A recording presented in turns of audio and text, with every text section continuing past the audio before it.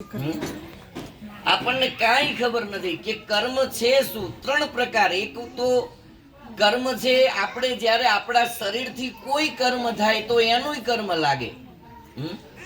એટલે સંતો કહે છે ને કે ભાઈ કદાચ આપણાથી સેવા થાય તો એ બહુ મોટી વાત છે. એટલે કહેવાય તનથી. કદાચ માની લ્યો કે આપણું શરીર એ સારું નથી, આપણા શરીરથી ને કામ નથી થતું, તો આપણે મનથી સેવા કરીએ કે ભાઈ જે કરે છે એને આપણે એના માટે સારું વિચારીએ, કરે એની માટે સારું વિચારીએ, સારું બોલીએ, એ પણ એક કર્મ છે.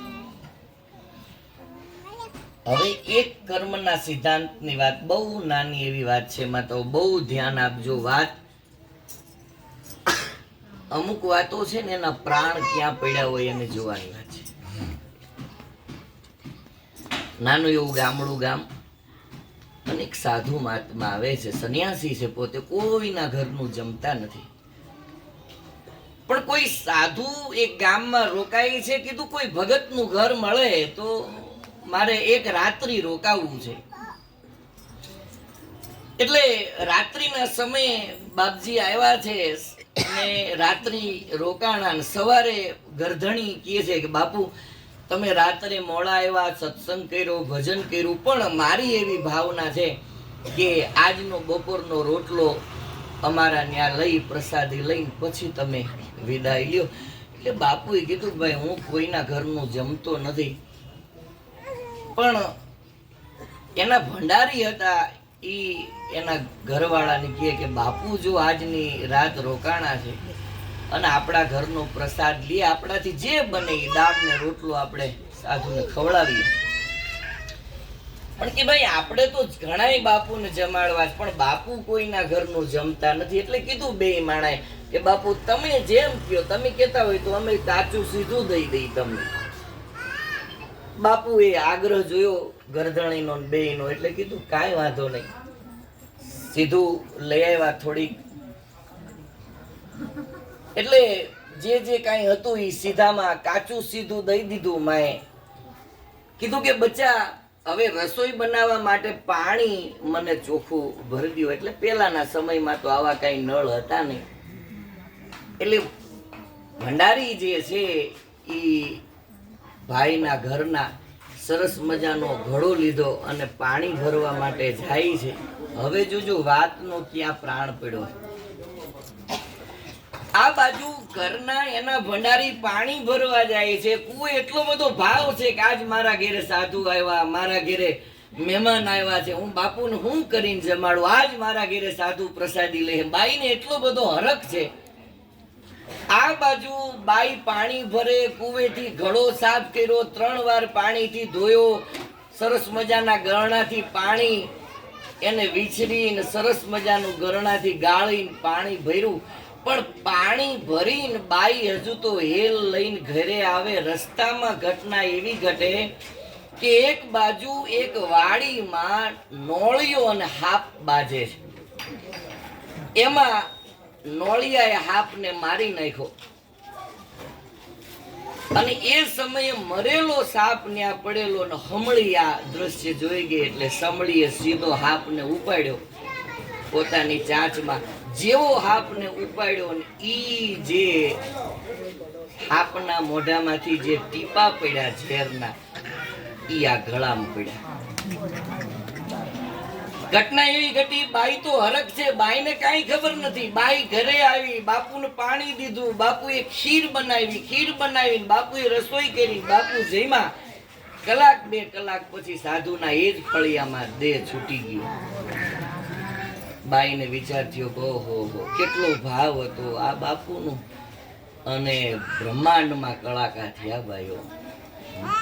ખળભળાટ મચી ગયો કે ચિત્રકૂટના ચોપડામાં, યમના ચોપડામાં વાત આવી અને યમના દૂતોએ વિચાર કર્યો. ભગવાન વિષ્ણુ પાસે ફરતી વાત ગઈ. પ્રભુ નથી ગરધણીનો વાંક, નથી સાધુનો વાંક, સાધુને કાંઈ ખબર નથી, નથી ઘરવાળાને ખબર, ભંડારીને બિચારીને ખબર નથી. ભાવ એટલો બધો હતો.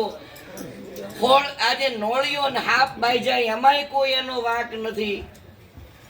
પણ આમાં કર્મ નાખવું ક્યાં, કોની ઉપર? નથી બાઈએ કઈ એવો તો ભાવ હોય નહીં બાઈને, નથી બાઈને એવો ભાવ, નથી એના ઘરવાળાને કાંઈ એવો ભાવ, નથી હાપને નોળિયો બાજે છે એનો કાંઈ એવો ભાવ નથી.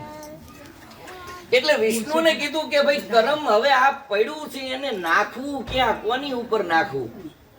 આ કર્મ કોને લાગ્યું? આમાં કર્મ છે કોનું?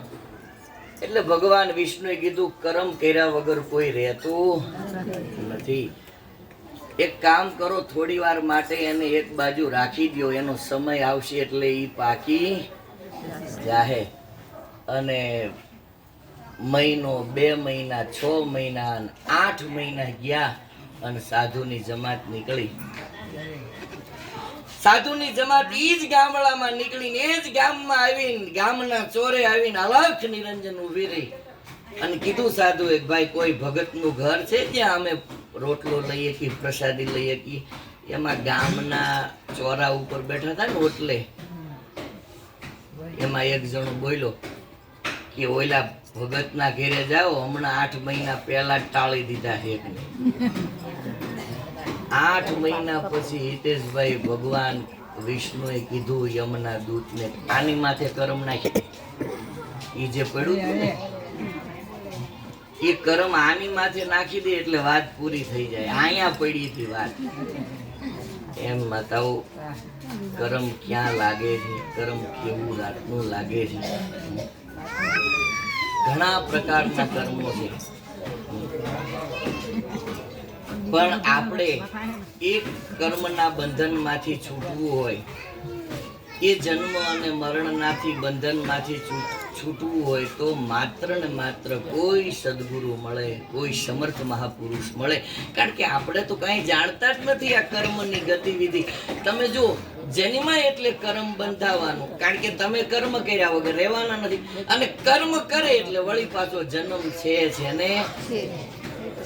માણસ કર્મ કર્યા વગર રહેતો જ નથી. કાંઈક ને કાંઈક બહુ જ મોટો મેળો હોય, મારા ગુરુજી કે ઈ મેળામાં 5 લાખ પબ્લિક હોય ને મેળો ભરાણો ને એમાં તમે અંદર વયા ગયા, તમારે નો હાલવું હોય તો તમારે હાલવું પડે ને, નતર તમારા ઉપરથી ને માણા જાય ને જાય નથી. અમુક ધક્કામાં ગરી જાવ તમે ભીડમાં, એ ભીડમાં તમે ઉભા રહ્યા મેર આવે, હાલવું જ પડે. એમ કર્મ કર્યા વગર હાલતું, અને કર્મ કરીએ એટલે વળી પાછો જન્મ થાય, પણ જન્મ અને મરણના મૃત્યુમાંથી આપણને આ કર્મમાંથી, એટલે સંતોએ કીધું કે કર્મ ધર્મ તો અંભી કરતા નિકરમ ગુરુને બતાયા, કર્મ ધર્મ કા સંશય મિટાકર વસ્તુ અગોચર પાયા. એટલે કર્મ ધર્મનો ભેદ મટાવી અને મહાપુરુષો આપણને પરમના માર્ગે લઈ જાય.